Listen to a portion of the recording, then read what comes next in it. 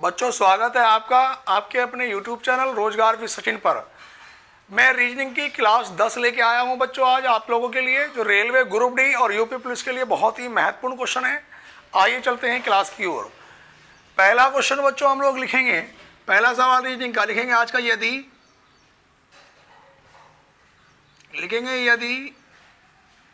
ई बराबर 10 HOTEL बराबर 120 हो तो LAMB बराबर क्या। यहां पर ध्यान देंगे, बड़ा ही अच्छा क्वेश्चन है बच्चों आज के लिए।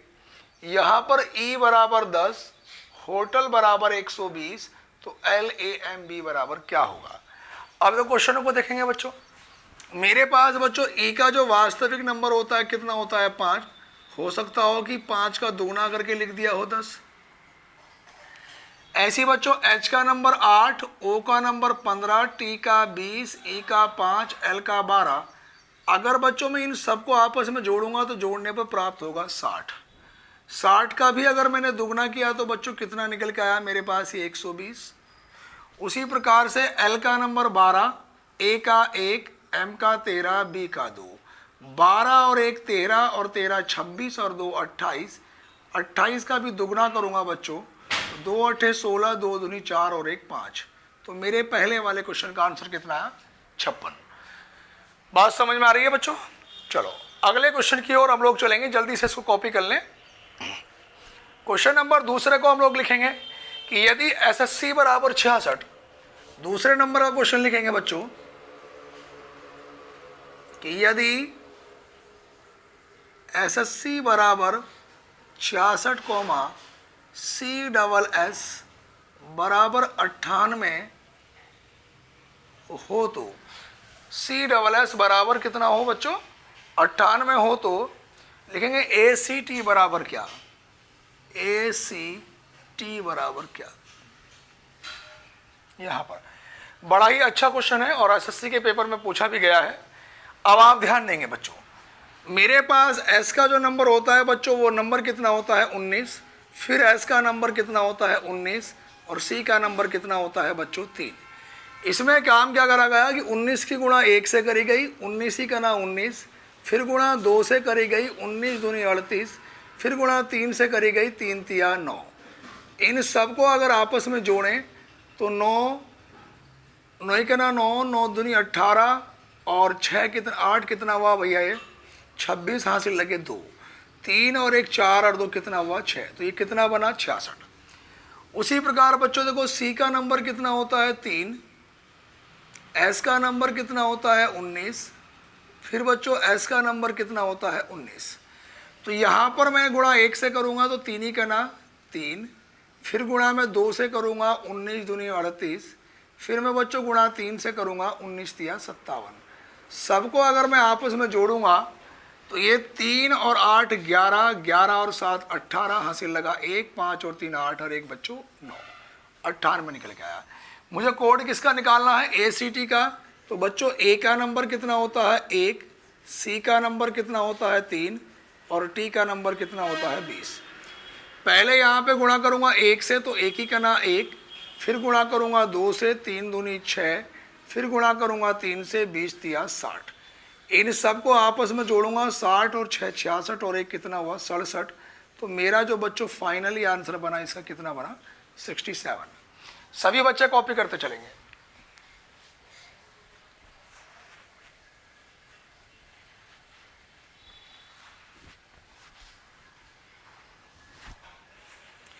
सभी विद्यार्थी क्वेश्चन को कॉपी करते चलें। उसके बाद बच्चों अगले क्वेश्चन की ओर चलेंगे हम लोग, क्वेश्चन नंबर 2 के बाद क्वेश्चन नंबर 3 की ओर।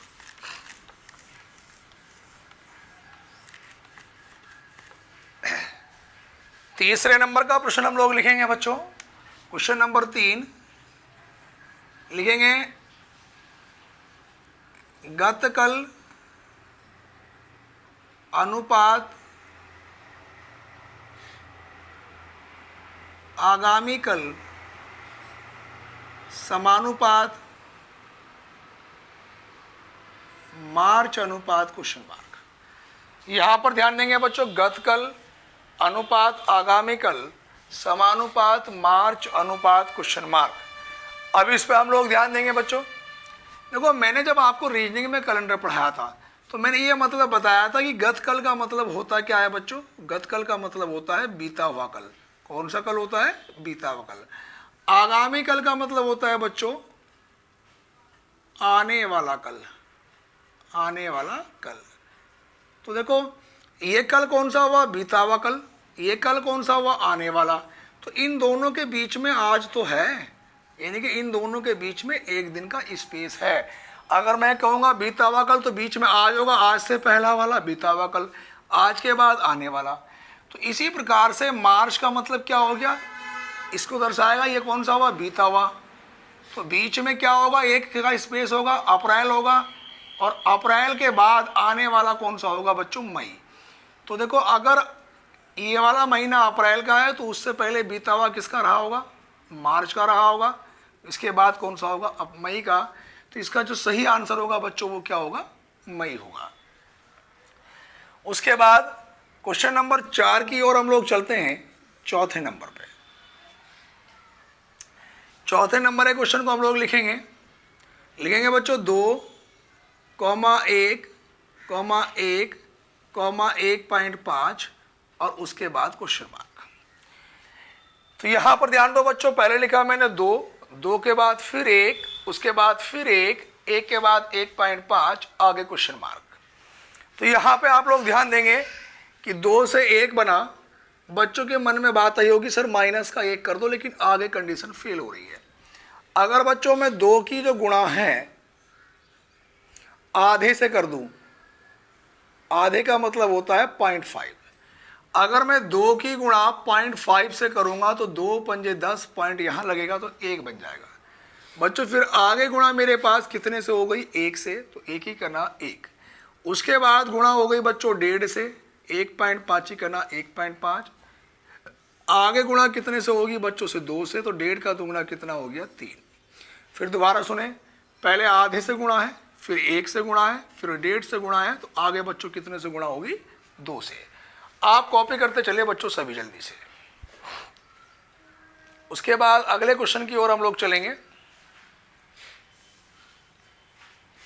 क्वेश्चन नंबर 4 मेरे पास हो गया है। 4 के बाद हम 5 नंबर का क्वेश्चन लिखेंगे। 5 नंबर का क्वेश्चन नंबर 5 ये है बच्चों, लिखेंगे एक व्यक्ति का मुख दक्षिण दिशा में है। एक व्यक्ति का मुख दक्षिण दिशा में है और वह अपने वामावर्त दिशा में, वामावर्त का मतलब होता है बच्चों बायां, और वह अपने वामावर्त दिशा में 135 डिग्री घूमता है। 135 कहां घूमता है? बायां। 135 डिग्री घूमता है। फिर उसी दिशा में 45 डिग्री घूमता है। अब उसका चेहरा किस दिशा की ओर है? अब उसका चेहरा किस दिशा की ओर है? अब बच्चों ध्यान दो, जब भी मैंने कोण वाले सवाल बताए थे मैंने कहा था कि आप प्लस का चिन्ह बना लेंगे जिस लाइन पर भी कहा होगा।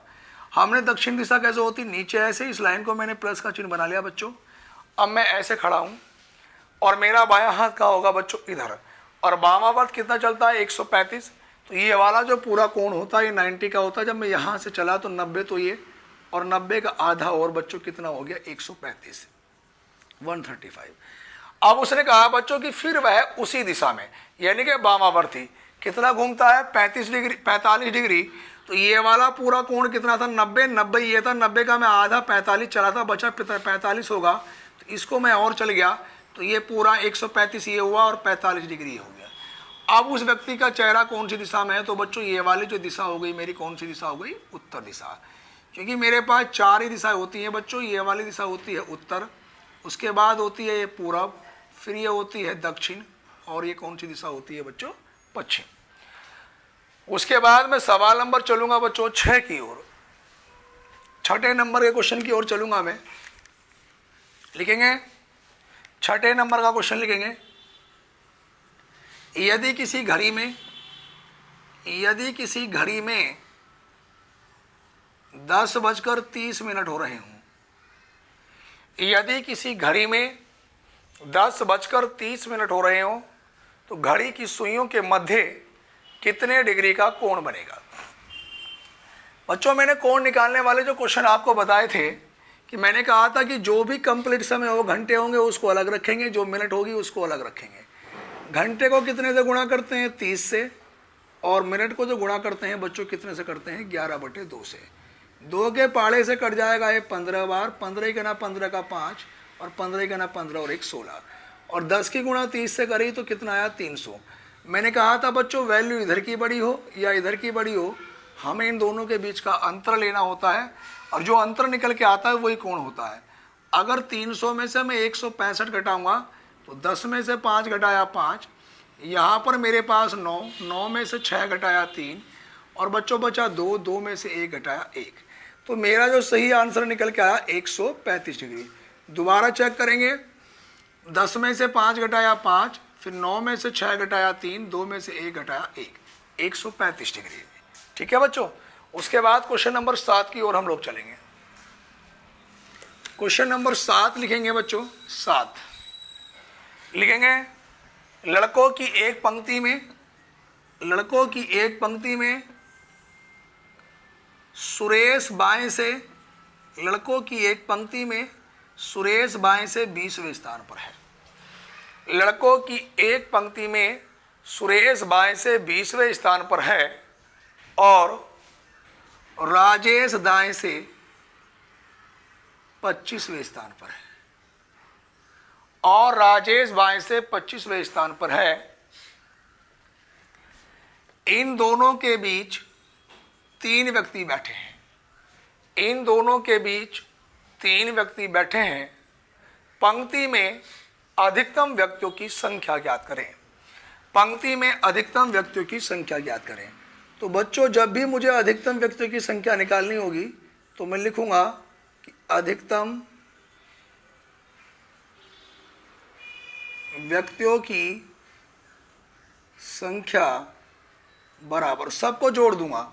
तो यहाँ पर बच्चों 20 + 3 और +25, तो 20 और 25 कितना हो गया? 45, और 3 कितना हो गया बच्चों? 48। तो अधिकतम व्यक्तियों की संख्या कितने निकल गए बच्चों? 48। उसके बाद मैं अगले क्वेश्चन की ओर चलूंगा। बच्चों, मैं अगले क्वेश्चन की ओर चलूंगा। यहां तक सभी विद्यार्थी क्वेश्चन को कॉपी कर लें। उसके बाद मैं अगले सवाल की ओर चलूंगा, सवाल नंबर 8। 8 नंबर की ओर चलेंगे बच्चों। लिखेंगे, एक पिता और पुत्र की आयु का योगफल 70 साल है। क्वेश्चन ये है बच्चों कि एक पिता और जो पुत्र है उसकी आयु का योगफल कितने साल है? 70 वर्ष है। 10 वर्ष बाद पुत्र की आयु पिता की आयु की आधी होगी। 10 वर्ष बाद पुत्र की आयु पिता की आयु की आधी होगी। अब उन दोनों की वर्तमान आयु ज्ञात कीजिए। अब उन दोनों की वर्तमान आयु ज्ञात करें। तो देखो बच्चों, एग्जाम में विकल्प मिलते हैं और ऐसे क्वेश्चन को करने का सबसे बेहतरीन तरीका हमारे पास विकल्प है। ए ऑप्शन है 27, 47, 23। बी ऑप्शन है बच्चों 50 और 20। सी ऑप्शन है 40 और 30। और बच्चों डी ऑप्शन है 50 और 25। सवाल में कहा गया बच्चों कि एक पिता और पुत्र की आयु का योगफल 70 साल है। अगर मैं 47 और 23 का टोटल करूं तो 70 है, मैं 50 और 20 का टोटल करूं तो 70 है, 40, 30 का टोटल करा तो भी 70 है, इनका टोटल करा तो 75 है। तो ये डी वाला विकल्प तो मेरे पास हो ही नहीं सकता, गलत हो गया कि दोनों की आयु का योगफल कितना होना चाहिए था? 70। अब मैं पहले वाले विकल्प को वेरीफाई करता हूं कि एक की उम्र पिता की कितनी है? 47 और इसकी 23, दोनों का योग 70 है। कितने साल के बाद? 10 साल। 10 साल अगर मैंने इसमें जोड़ा तो बच्चों कितना हुआ? 57। 10 महीने इसमें जोड़ा 33। क्या 10 साल के बाद पुत्र की आयु पिता की आयु की आधी है क्या? नहीं है। तो ऑप्शन पहला वाला भी गलत। अगर मैं बच्चों बी ऑप्शन चेक करूं, मैंने मान लिया 50 और 20, तो वो 50 और 20 का योगफल 70 साल है। अगर मैं बच्चों 10 इसमें जोड़ूं तो मेरे पास ये कितना निकल के आया 60। 10 मैंने इसमें जोड़ा तो कितना निकल के आया 30। 10 साल के बाद पिता की आयु पुत्र की आयु की आधी है नहीं है, देखो 60। 30 किसका आधा होता है 60 का। तो ऑप्शन नंबर कौन सा है बच्चों, बी वाला। इसके बाद मैं क्वेश्चन नंबर 9 की ओर चलूंगा बच्चों। क्वेश्चन नंबर 9,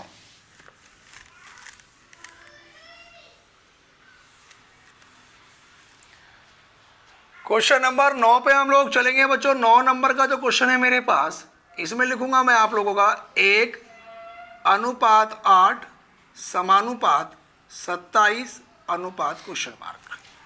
यहाँ पे बच्चों आप लोग ध्यान देंगे, ये मेरे पास देखो 1 का घन है, 8 किसका घन है 2 का घन है, 27 किसका घन है बच्चों 3 का।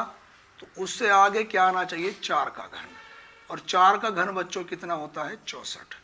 ये मेरा आंसर होगा। इसके बाद मैं क्वेश्चन नंबर 10 पे चलूंगा बच्चों। 10 नंबर का क्वेश्चन लिखेंगे हम लोग, लिखेंगे 15 जनवरी 2015 को कौन सा दिन था। क्वेश्चन ये है बच्चों कि 15 जनवरी 2015 को कौन सा दिन था। मैंने निकालने की आपको टेक्निक बता रखी इसमें करने की। तो देखो चलते हैं क्वेश्चन की ओर। सबसे पहले मैंने बताया था कि अगर 1999 से बात की बात है तो मैं लास्ट के 3 अंक लूंगा 2.5 सैकड़े तक के। अगर सैकड़े वाली जगह पे कहीं पर 0 आ गया तो बच्चों उसका क्या बनेगा 1 बनेगा।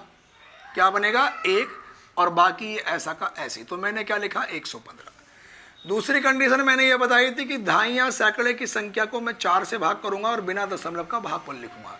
तो 4 दूनी कितना हुआ 8, 11 में से 8 घटाया 3 35, 4 अठे कितना आया 32, ये कितना बचा 3। तो ये मेरे पास कितना निकल के आया बिना दशमलव का भागफल 28। दिए गए महीने की जो तारीख है मेरे पास, तारीख कितनी निकल के आएगी बच्चों 15, और दिए गए महीने का कोड कितना है बच्चों जनवरी का 0। मैं इन सबको आपस में जोड़ लूँगा, 5वां नियम बताया था। 5 और 5 10 और 8 18, हासिल लगा 1, 2 और 1 3 और 1 4 और 1 5 और 1 1। दोबारा जोड़ेंगे बच्चों, 8 और 5 13 और 5 18, हासिल लगा 1 2 3 4 और 1 5 और 1 1। मैंने कहा था जो भी निकल के आएगा 7 से भाग करेंगे। तो 7 दूनी कितना निकल के आया बच्चों 14, फिर ये 18, 7 दूनी 14, बचा कितना 4 शेष। तो 0 रविवार का होता है, 1 सोमवार का, 2 मंगल का, 3 बृहस्पति, 3 बुध का और 4 बृहस्पतिवार का। तो मेरे पास जो बच्चों इसका सही आंसर होगा वो कौन सा होगा बच्चों बृहस्पतिवार। तो बच्चों आज की क्लास यहीं तक होनी थी, और क्लास को ज़्यादा से ज़्यादा शेयर करना और हमारे YouTube चैनल को भी सब्सक्राइब कर लेना। और हमारी वीडियो कैसी लगी बच्चों कमेंट बॉक्स में ज़रूर बताएं। धन्यवाद।